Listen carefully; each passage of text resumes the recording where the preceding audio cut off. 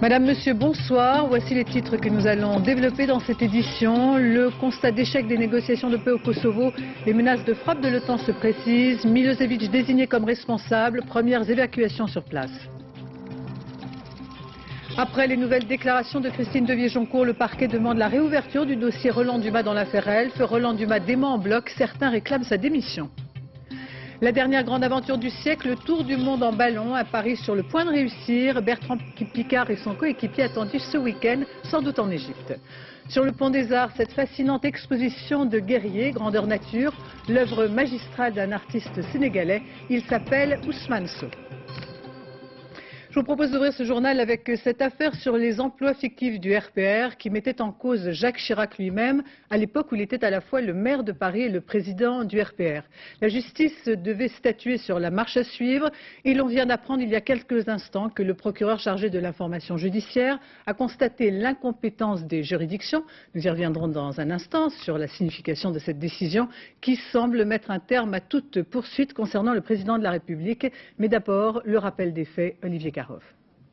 C'était l'été dernier, lors d'une perquisition à l'hôtel de ville de Paris. Le juge Patrick Desmures met la main sur une lettre signée Jacques Chirac, un document en apparence anodin, daté de 1993, où le maire de Paris de l'époque demande une augmentation pour une employée méritante de la ville. Mais cette employée n'aurait pas travaillé à la mairie. Madeleine Farrar avait son bureau au siège national du RPR, c'était la secrétaire d'un conseiller spécial du parti. À l'époque, Jacques Chirac dirigeait la mairie et le RPR. Sa lettre pourrait démontrer qu'il n'ignorait pas qu'une employée du parti était payée sur des fonds publics. Il y a quelques jours, ce document avait été transmis au procureur de Nanterre. Ce soir, Yves Bott a conclu à l'incompétence de la justice à enquêter sur cette lettre. Dominique Verdaillet, on attendait donc cette décision particulièrement délicate. Comment juridiquement peut-on l'expliquer ? Écoutez, le juge Patrick Desmures et le procureur Yves Bott se trouvaient face à un vide juridique au cours de la Ve République. C'est la première fois qu'un chef de l'État était ainsi au centre d'une procédure. Alors depuis plusieurs jours, deux thèses étaient en présence. Des juristes soutenaient que l'ancien maire de Paris ne bénéficiait d'aucune immunité présidentielle et donc il pouvait faire l'objet de poursuites pénales pour des faits antérieurs à sa présidence. Thèse très controversée par des hommes de droit, à commencer par l'actuel président du Conseil constitutionnel, Roland Dumas. S'appuyant sur la Constitution, il rappelait que seule la Haute Cour de justice est compétente et seulement pour juger des actes de trahison. Alors après quelques jours de réflexion, le procureur de Nanterre, Yves Bott, a tranché. Il saisit le juge de réquisition, je cite, tendant à constater l'incompétence des juridictions compétentes. Le pluriel concernant les juridictions est évidemment à souligner. Cela veut dire que la justice, dans son ensemble, est incompétente. Pas plus donc que le juge Patrick Desmures, qu'un autre magistrat ne peut aujourd'hui aller plus avant dans ce dossier. Ça veut dire que le débat juridique est clos, mais que le débat politique, lui, va peut-être continuer. Merci Dominique Verdaillet. Toujours au chapitre politico-judiciaire, après les nouvelles révélations de Christine Devier-Joncourt, le parquet de Paris demande la réouverture du dossier d'instruction qui vise Roland Dumas. Le grand déballage de l'ancienne compagne du président du Conseil constitutionnel n'est que pure fantaisie, selon Roland Dumas, qui répondrait par voie de justice à ces allégations sans fondement. Michel Fine. C'est une femme aux abois mais soulagée qui a quitté mercredi le bureau des juges Joly et Wichniewski. Seule, abandonnée par son dernier avocat, Christine Devier-Joncourt est venue dire aux magistrats sa vérité sur 10 années de relations avec Elf et Roland Dumas. Sa principale révélation concerne ce luxueux appartement situé à Paris, rue de Lille. Christine Devier-Joncourt l'avait acheté 17 millions de francs. Officiellement, c'était pour Alfred Sirven, le numéro 2 d'Elf. Aujourd'hui, coup de théâtre. Le bénéficiaire indirect de l'appartement aurait été en fait, affirme-t-elle, Roland Dumas. Par ce biais, Elf aurait remercié l'ancien ministre des Affaires étrangères pour avoir appuyé la nomination de Loïc Le Floch-Prigent à la tête de la société. Tout est faux dans cette interprétation des choses. Et c'est la énième version, je vous fais remarquer, c'est la énième version que nous entendons, n'est-ce pas ? Pendant des mois et mois, c'était autre chose. Après, il y a eu l'épisode qui a tourné court des statuettes. Et puis maintenant, c'est une version encore plus accentuée. Ce que j'entends ce matin relève du roman de mythomane Hein, et ça m'amène à dire que je dément tout en bloc, mais en bloc. Christine de Viégeoncourt a également expliqué au juge ce qu'elle aurait fait de l'argent de la fameuse commission perçue sur la vente des frégates de Taïwan. Jusqu'ici, elle affirmait en avoir reversé la moitié à un mystérieux intermédiaire dans cet hôtel. Aujourd'hui, changement de version. Une partie de l'argent, 22 millions de francs, dormirait en fait sur un compte en Suisse. Face à toutes ces révélations, les juges ont été obligés de rouvrir le dossier. Il leur faudra d'abord vérifier un par un les dires de Christine de Viégeoncourt.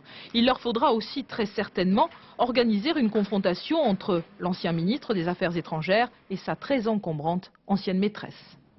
Et de nouvelles voix se font entendre pour réclamer la démission de Roland Dumas. Tant à droite qu'à gauche, les élus demandent au président du Conseil constitutionnel de se mettre en réserve. Je pense que Roland Dumas doit partir parce qu'il a une responsabilité très importante à la tête d'une des principales institutions de la République. Et je pense que cette affaire menace le bon fonctionnement de cette institution qui a besoin de sérénité et de crédibilité. M. Dumas est en examen désormais de près d'un an. Il est président du Conseil constitutionnel. Très franchement, est-ce qu'on peut imaginer que celui qui est un peu le grand juge de la République puisse rester en fonction alors qu'il n'y a pas de semaine où de nouveaux scandales le concernant n'éclatent? Venons-en maintenant à cette offensive surprise dans l'univers du grand luxe avec l'entrée du groupe Pinault Printemps Redoute qui prend 40% du capital de Gucci et qui parallèlement achète Saint-Laurent.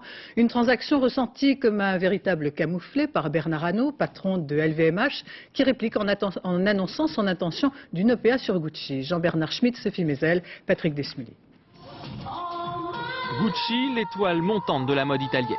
Depuis quelques années, la griffe est devenue l'une des marques de luxe les plus prisées et depuis quelques mois, son succès attise toutes les convoitises. Ce matin, c'est l'homme le plus riche de France qui a mis la main dessus. Pour 18 milliards de francs, François Pinault, propriétaire entre autres du Printemps, de la Redoute et de la Fnac, s'est offert Gucci.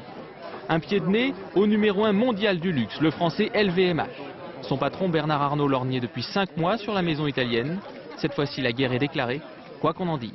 Il s'agit de construire un groupe avec des hommes, avec des grandes marques, et d'une façon positive. Ce n'est pas contre M. Arnault ou contre quiconque.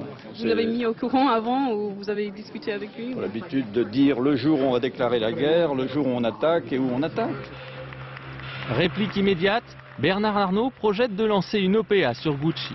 Pour lui, l'affront est d'autant plus grand que lui échappe également la griffe la plus mythique de la mode française, Yves Saint Laurent, racheté aujourd'hui même par François Pinault. Nous, j'en étais très content parce que c'est un très grand groupe de luxe, de mode, de gens qui connaissent notre métier.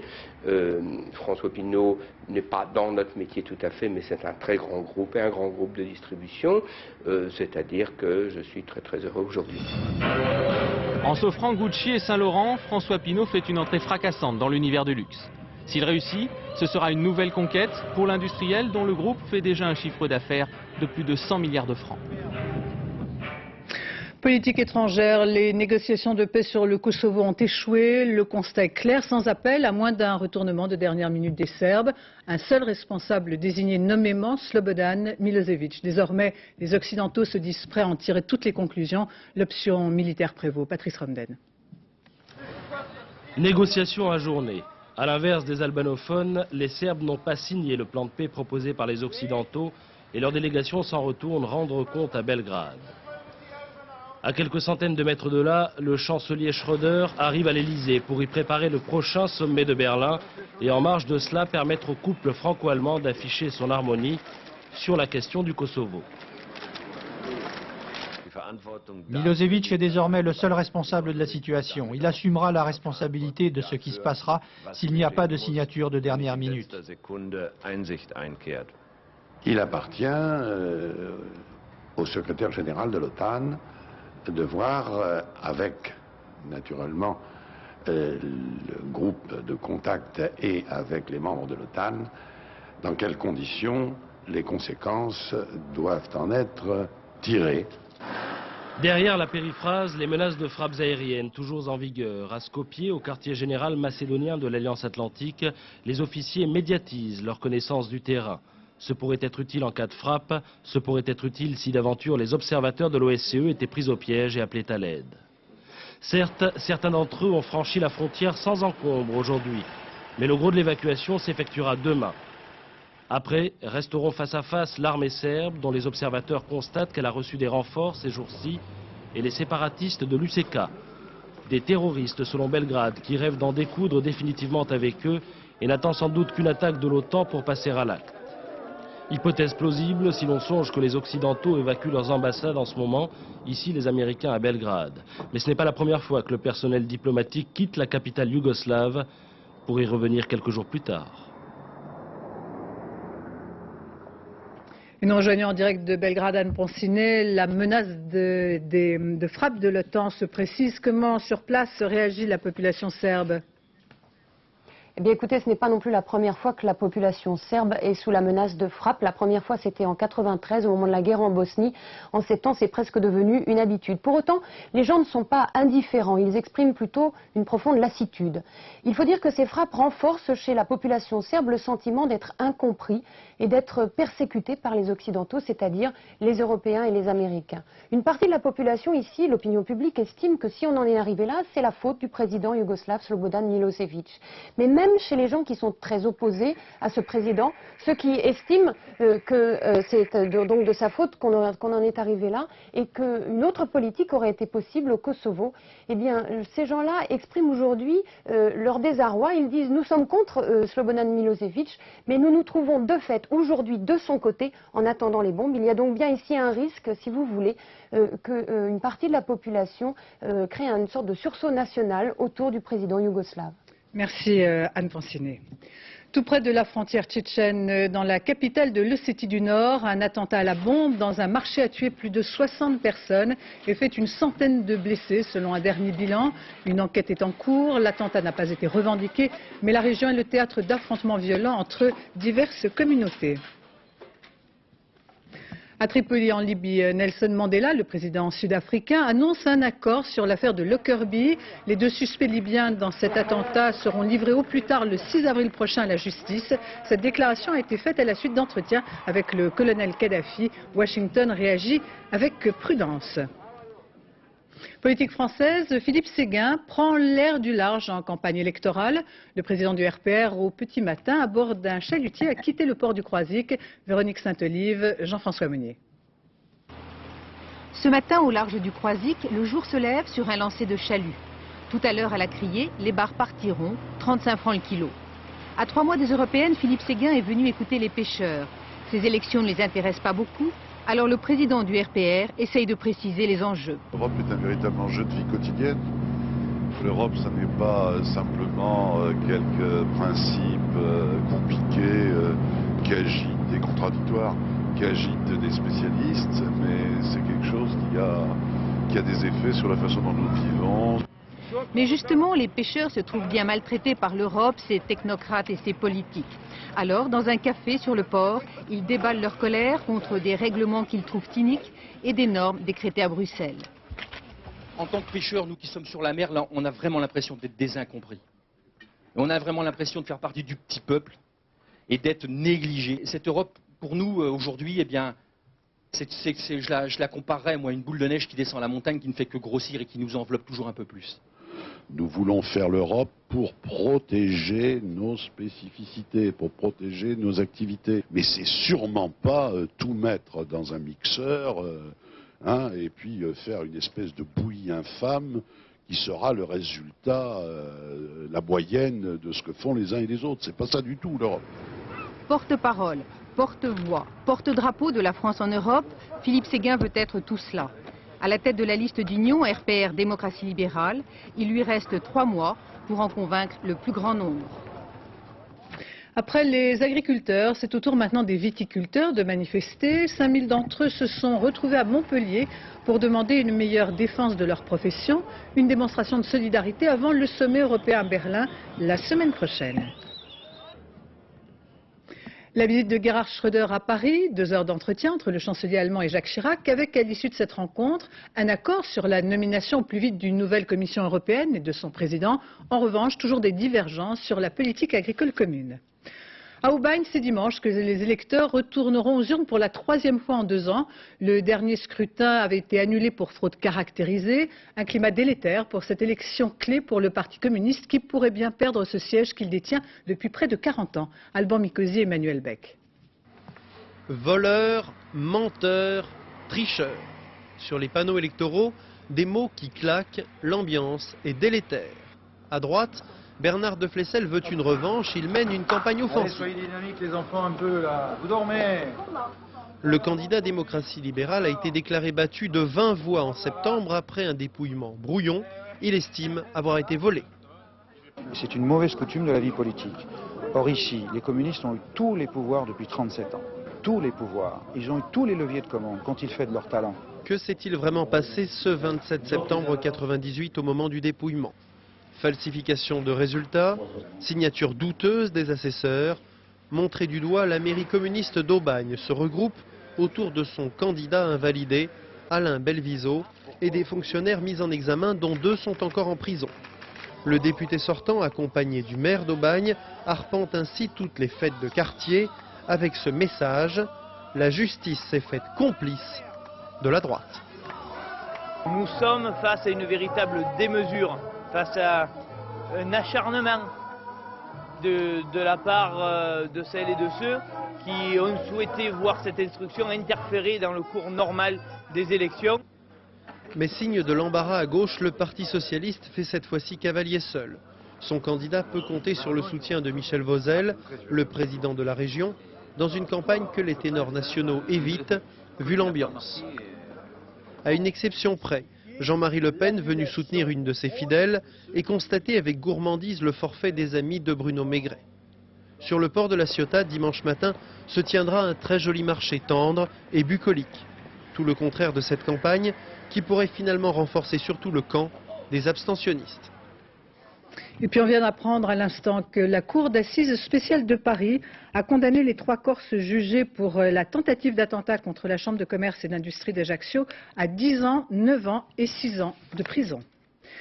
Point d'orgue de cette semaine d'action dans l'éducation nationale, avec demain une grande manifestation prévue à Paris à l'appel du SNES, de diverses organisations syndicales et de la coordination anti-Allègre. Une manifestation qui aura valeur de test. Le Front du Refus va tenter d'en faire une démonstration de force. Les raisons de la rupture entre les professeurs et Claude Allègre et la NUG.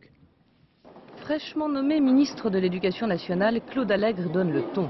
Le 24 juin 1997, dans les colonnes du journal Le Monde, il annonce son intention de dégraisser le mammouth. Il nuancera quelques jours plus tard. J'ai dit ça dans une conversation privée, mais enfin, c'est la même chose. J'ai dit que l'administration, je veux faire décroître l'importance des administrations centrales. Mais la formule a fait mouche, les enseignants ont compris réduction d'effectifs, les hostilités sont ouvertes. 4 septembre, c'est la rentrée des classes, le bouillonnant ministre mène une attaque frontale. Il y a beaucoup trop d'absentéisme dans l'éducation nationale et il faut mettre fin à ça. 5 jours plus tard, il récidive dans le même registre. Les gens de la fonction publique, ils ont 1 mois de vacances. Les enseignants, ils ont 4 mois de vacances. Et ils prennent les congés formation en plus sur la scolarité. Les syndicats montent au créneau, le SNES en particulier, d'autant que Claude Allègre veut mettre un terme à la cogestion de l'éducation. Il réforme le système de mutation des enseignants, une manière de réduire l'influence du SNES. Il confond service public et commodité corporatiste. Claude Allègre joue l'opinion publique, plutôt séduite par son franc-parler, contre les syndicats. En plein mois d'août, il réduit par arrêté le taux de rémunération des heures supplémentaires des enseignants. Flèche empoisonnée, le mécontentement gagne les professeurs des classes préparatoires aux grandes écoles. Là encore, Claude Allègre ne voit que corporatisme. Lorsque les professeurs de classes préparatoires font grève, c'est l'équivalent des pilotes d'Air France. Mais le mouvement lycéen de l'automne 98 change la donne. Claude Allègre est obligé de céder. De son côté, le Parti socialiste craint de perdre son électorat traditionnel. Claude Allègre doit lâcher du lest. Le 15 décembre, il publie dans Le Monde une tribune au titre éloquent. 2 semaines plus tard, c'est la réconciliation publique avec l'ennemi, le SNES. Trop tard, la contestation a gagné la base. Les enseignants veulent la tête du ministre. Il est extrêmement désagréable d'avoir un patron rogue, méprisant, insolent et dont les propos sont perpétuellement des provocations. Le SNES rejoint le front du refus, un front hétéroclite qui va de l'extrême gauche au SNALC, syndicat de droite. Demain, dans les rues de Paris, la contestation devra prouver sa force. Le rêve inaccessible, la dernière grande aventure du siècle avec le tour du monde sans escale en ballon. Le Breitling Orbiter 3 est sur le point de gagner ce pari insensé. Bertrand Piccard et le Britannique Brian Jones devraient demain remporter la victoire. Les dernières heures de cette course suivies dans le PC installé à Genève. Virginie Fichet et Philippe Visserias. Tous les regards de la planète sont désormais braqués sur un petit point argenté survolant l'Atlantique. Depuis ce matin, au centre de coordination, la pression est montée d'un cran. Pour toute l'équipe de Bertrand Piccard, l'exploit est à portée de main. Je pense que l'excitation est là. Il a même dit que Bertrand pleurait. C'est clair que c'est le but que nous cherchons à atteindre depuis 3 ans, qui est à proximité, qui est à portée de main maintenant, qui est à moins de 24 heures. Donc c'est clair qu'il doit y avoir une excitation qui est là. Et l'excitation n'est pas seulement pour les gens qui sont à bord du ballon. Cette excitation est partagée par chacun d'entre nous ici. Dans leur capsule, à 11 000 mètres d'altitude, Bertrand Piccard et Brian Jones sont certes heureux, mais épuisés. La traversée du Mexique a été éprouvante et leur a valu quelques problèmes de santé. Là-haut, les aérostiers sentent que l'arrivée est proche, mais pourtant si loin dans leur tête. C'est difficile de se projeter dans l'avenir parce qu'on sait que c'est maintenant que les choses se jouent et il ne faut pas essayer d'anticiper sur le cours du vol. Pour l'instant, le vol se passe très bien. Ce que je remarque aussi, c'est que l'état d'esprit est beaucoup plus concentré peut-être que dans le vol de l'année dernière avec le Breitling Orbiter 2, ce qui fait que j'ai moins de temps pour téléphoner, j'ai moins de temps pour envoyer des photos. On est beaucoup plus intériorisés, Brian et moi, on est beaucoup plus intériorisés. Porté par des courants favorables, le ballon devrait franchir la ligne d'arrivée vers midi demain. Ensuite, il faudra se poser. Ce soir, les navigateurs songent de plus en plus à réaliser le rêve de Brian Jones, atterrir au pied des pyramides. Si vous me demandez ce que j'aimerais, je réponds oui, nous préférerions l'Égypte. Ce serait plus facile pour nous, pour tout le monde, et Brian apprécierait. La météo est bonne, le carburant suffisant, mais la décision finale reviendra aux 2 pilotes demain matin. On vient de le dire, les 2 aérostiers volent sans aucun doute vers le succès. Les courants qu'ils traversent actuellement leur sont favorables. Ces courants qui ont été choisis par une équipe au sol. Explication technique de cette victoire annoncée, Arnaud Ardouin. Un événement mondial. Le Breitling Orbiter 3 du Suisse Bertrand Piccard et du Britannique Brian Jones sur le point de relever le défi de Jules Verne. Faire le tour du monde en ballon, une aventure des temps modernes, une prouesse technologique qui aurait été impossible il y a même 20 ans. Les 2 aérostiers ont déjà parcouru 38 000 km et détiennent le record absolu de distance en ballon. Après avoir traversé rapidement l'Afrique, ils ont rejoint l'Asie où le ballon était autorisé à survoler la Chine. Les 2 pilotes ont ensuite traversé le Pacifique pour rejoindre le Mexique, direction l'océan Atlantique. À chacune des trajectoires du ballon, des choix stratégiques pour l'équipe au sol chargée de le guider. En fait, pendant tout le voyage, le ballon a joué aux montagnes russes. L'enjeu, trouver les courants les plus rapides. Plus le ballon monte, plus il va vite, mais il consomme du carburant pour réchauffer la poche. A l'inverse, lorsqu'il descend, il utilise moins de carburant, vitesse et consommation. C'est l'enjeu de la course. D'autres concurrents sont partis à 10 000 mètres, 12 000 mètres, et puis ils ont remarqué quand ils étaient au milieu du Pacifique qu'ils n'avaient plus d'hélium pour porter et se planter sur Hawaï. Pour des raisons soi-disant météorologiques, ce n'était pas le cas. Nous savions que c'était parce qu'ils avaient tout brûlé. Au sol, seconde après seconde, les météorologues ont informé les 2 pilotes, les ont conduits sur les courants favorables. Ce soir, les 2 hommes sont sur un courant très rapide qui va normalement les porter jusqu'aux côtes africaines, aux portes de l'exploit, pour faire vivre le rêve extravagant de Jules Verne. Il faut penser que ce ballon qui va très lentement autour du monde, quand même relativement lentement, est un signe de paix et donc rentre tout à fait dans le rêve de Jules Verne qui était de faire connaître le monde en fait à tous les lecteurs de ses romans afin d'aller vers une entente générale du monde. À la verticale de la Mauritanie, le tour du monde sera bouclé, mais il rêve d'atterrir au pied des pyramides. La fête de l'Internet, toute cette fin de semaine, plus d'1 millier d'initiatives dans toute la France pour faire connaître et faire aimer ce nouveau moyen de communication qui est en soi une véritable révolution. Révolution qui touche tous les domaines, y compris celui du commerce. On peut désormais tout acheter et tout vendre sur Internet. Jean-Claude Alanic, André Issora. Une envie de fêter le printemps en pleine nuit en commandant des fleurs. Sur Internet, tout est possible et tout est ouvert 24 heures sur 24. Il suffit de surfer à la recherche d'un centre commercial virtuel, comme celui-ci, qui rassemble 650 boutiques où l'on trouve de tout. Un simple clic sur la souris et le consommateur peut commencer sa partie de shopping électronique. Parmi les sites les plus fréquentés, les boutiques de vin. Et comme tout se passe sur l'ordinateur sans ouvrir de magasin, c'est autant d'économies pour les commerçants et les consommateurs. Il y a moins d'intermédiaires entre nous et le client final et on est capable de faire bénéficier au client final de conditions plus avantageuses. Revers de la médaille, le risque de piratage quand on paye avec une carte bancaire. Pour contrer cette nouvelle forme de banditisme informatique, le gouvernement vient d'ailleurs d'autoriser le cryptage pour des paiements sécurisés. Un paiement sécurisé, c'est un transfert d'informations confidentielles entre l'ordinateur du client, donc de l'internaute, et le site marchand. Donc là, le numéro de carte bleue, par exemple, est crypté pendant le transfert entre l'ordinateur du client et le site marchand.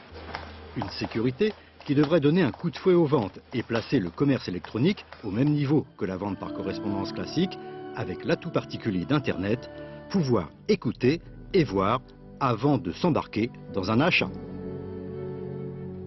Le Salon du Livre a ouvert ses portes ce matin à la porte de Versailles. 5 hectares d'allées à parcourir à la découverte de quelques 1500 auteurs et davantage encore d'éditeurs. Geneviève Moll et Didier Rancoeur ont rencontré ces amoureux de la lecture. Ça n'est pas encore le rush. Le premier jour, ce sont surtout les groupes scolaires et les vrais amoureux des livres qui fréquentent le salon. Mais il n'est pas facile de choisir dans cette vastitude. Bien sûr, les gros éditeurs attirent toujours le chaland. Mais cette année, il y a une multitude de petites maisons et des initiatives particulières pour les malvoyants, par exemple. 10 éditeurs réunis dans un stand offert par le ministère de la Culture. Des doigts qui rêvent pour les aveugles. Autre initiative, 19 petites maisons qui font de la bande dessinée réunies sous l'aile du centre de la BD d'Angoulême. Je suis plutôt habitué au salon de bande dessinée, mais c'est autre chose, c'est un autre public et c'est intéressant aussi, on touche d'autres personnes. Et puis les livres pas chers, à 10 francs comme chez Mille et une nuits, ou à moins de 40 francs au Serpent à plumes, se montrent avec fierté cette année. Et il y a de quoi. Les titres qu'ils publient étaient devenus introuvables. Les enfants, eux, se précipitent sur le best-seller, toute catégorie de la littérature enfantine, Chair de poule. J'aime bien les histoires qui font peur. L'invité du Salon du Livre cette année, c'est le Québec, avec des écrivains magnifiques, comme Robert Lalonde ou Jacques Godbout. Et puis, un petit nouveau, qui publie son premier roman, Robert Charlebois, toujours en dérision. Je ne suis pas un écrivain, je suis l'auteur d'un roman pour l'instant, mais c'est drôle, les gens, ils attachent une importance culturelle considérable dès qu'on écrit, comme si ça avait plus de poids, le papier que le plastique. Pour moi, c'est la même chose. Le salon, ce sont des auteurs et des fleuves de livres. Le paradis, pour ceux qui aiment lire. Le printemps des poètes lancé ce matin dans le métro en présence de nombreux artistes et de Jack Lang, initiateur de cette opération qui devrait se dérouler tout au long de la semaine prochaine. Gérard Dalmas et Michel Levasseur. Car chaque fois, les feuilles mortes te rappellent à mon souvenir, jour après jour, mes amours mortes n'en finissent de mourir. Certes, il faut la prendre par la main, mais la poésie est partout. Elle descend même dans le métro, station Aubert. Ouverture du premier printemps des poètes, floraison de 1500 événements à travers la France. Pour faire vivre la poésie, tout le monde s'y met. Étoile de la scène comme lycéen d'Aubervilliers et même pilote le Hot et sa brûlante énergie de voyelle voyou. Titre authentique, amour, poésie et pâte fraîche. Je t'aime parce que, point carré, je t'aime parce que, accroche-cœur, je t'aime parce que, grain de beauté, je t'aime parce que, pâte au beurre, je t'aime parce que, Jésus-Christ, je t'aime parce que, Sainte Nitouche, je t'aime parce que... Tête à tête, en pantoufles, porte close, chez vous, sans un témoin qui souffle, vous dites à l'oreille au plus mystérieux de vos amis de cœur. Ou si vous aimez mieux, vous murmurez tout seul, croyant presque vous taire dans le fond d'une cave à 30 pieds sous terre, un mot désagréable à quelque individu. La poésie, c'est la liberté par rapport à l'obligation du savoir. C'est une passion déjà. J'aime écrire, c'est-à-dire que à partir du moment où je trouve une inspiration, je commence, j'écris et je m'arrête plus. Jack Lang est l'initiateur de cette inauguration en forme de rime dans la rame.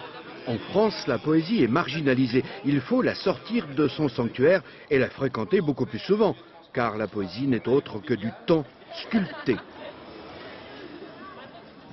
Rugby avec dans le tournoi des 5 nations la rencontre très attendue demain à Londres du 15 de France, largement victorieux lors des dernières confrontations face à une équipe anglaise bien décidée à l'emporter, une confrontation franco-britannique qui dépasse largement le cadre du rugby puisque ces derniers temps, les Français ont même réussi à damer le pion aux Anglais. Démonstration Étienne Lénart.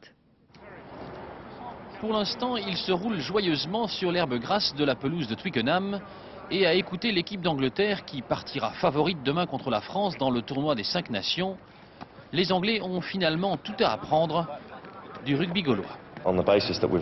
Vous savez, on a perdu les 3 dernières rencontres contre la France et donc nous avons beaucoup à apprendre. Je pense que le style de jeu du 15 français est unique et personne au monde ne peut l'imiter. Reste à savoir si cet hommage appuyé est vraiment sincère. Certains Français, comme l'ancien international Philippe Saint-André, s'est écrit sur la roue de secours de sa voiture de fonction, sont venus défier les Anglais sur leur propre terre. De délicieuses intonations auvergnates et un rôle d'entraîneur-joueur, une grande première pour un Frenchie en Angleterre. Pour Philippe Saint-André, il n'y a finalement qu'un seul terrain sur lequel les Français ne peuvent rivaliser. Pour eux, c'est de l'eau, la bière. Donc, moi, j'ai l'habitude de boire des petits verres. Eux, c'est que des pannes, c'est que 50 centilitres. Donc, je bois 2 verres et puis après, je suis obligé de m'échapper. Demandons encore son avis à ce jeune homme, dont l'anglais est cette fois teinté d'accent landais. Thierry Lacroix, 44 sélections en équipe de France, joue à Londres où il a même piqué aux Anglais la place convoitée d'animateur de l'émission rugby d'une chaîne commerciale. Inside Rugby avec Thierry Lacroix. C'est bien de temps en temps de leur faire comprendre que même si on est français, on a quelque chose de plus qu'ils n'ont pas. Le French flair, on essaie de l'avoir sur le terrain et en dehors. Donc c'est une occasion de leur prouver effectivement que finalement français, on n'est pas si bête que ça. La vérité s'écrira demain sur le terrain. Chez les parieurs, la France part archi battue. Mais il y a 2 ans, personne ne donnait cher des chances françaises à Twickenham. Et après une victoire historique, les chants basques avaient résonné jusque tard dans la soirée, comme une sympathique provocation dans le temple du rugby anglais. En football, tirage au sort des demi-finales de la Coupe de l'UEFA et de la Ligue des Champions. Dans la première compétition, Marseille sera opposé à Bologne, qui a éliminé Lyon cette semaine. L'autre rencontre opposera l'Atlético de Madrid à l'équipe italienne de Parme, les Tombeurs de Bordeaux. Et puis voici l'affiche de la Ligue des Champions, Manchester contre Juventus et Dynamo de Kiev contre Bayern de Munich. Sur le pont des Arts à Paris, cette puissante exposition de guerriers faits de glaise, de sable et de terre. Ils sont de taille humaine, souvent davantage. L'artiste qui les a façonnés sénégalais, il s'appelle Ousmane Sow, parcourt à travers ce musée vivant Georges Bégou, Jean-Louis Bousser et Michel Levasseur.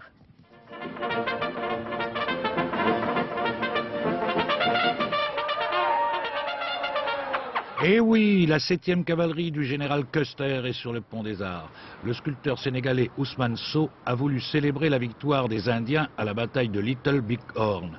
Il se sent frère de ces ultimes guerriers, ces peaux rouges, bientôt réduits à l'esclavage, parqués dans des réserves.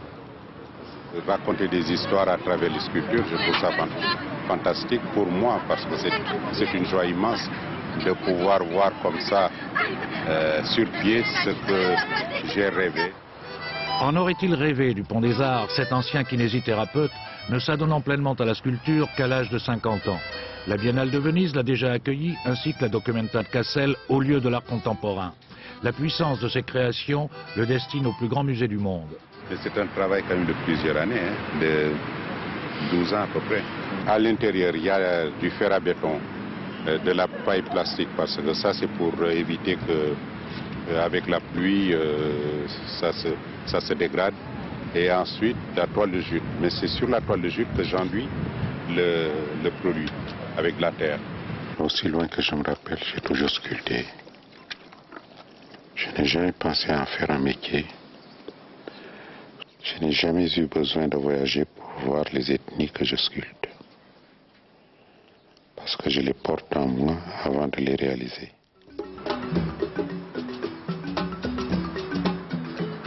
Avec tendresse, avec justesse, il traduit les gestes quotidiens de l'Afrique. On a voulu voir en lui un héritier de Rodin et de Bourdelle. Il s'en défend et préfère évoquer les ancêtres sculpteurs égyptiens. Faut-il toujours faire assaut de référence? Il est Ousmane Sow qui pétrit de ses mains des créatures qui n'appartiennent qu'à lui et qu'il nous offre avec une belle générosité. En Grande-Bretagne, ce phare de 850 tonnes qui menaçait de s'effondrer a été rescapé du naufrage. Il a été tout simplement soulevé sur des vérins hydrauliques, puis glissé sur une pellicule de graisse sous pression pour reculer sur la terre ferme. Un parcours de 17 mètres qui est un véritable exploit technique. Ce phare avait été construit il y a plus de 150 ans.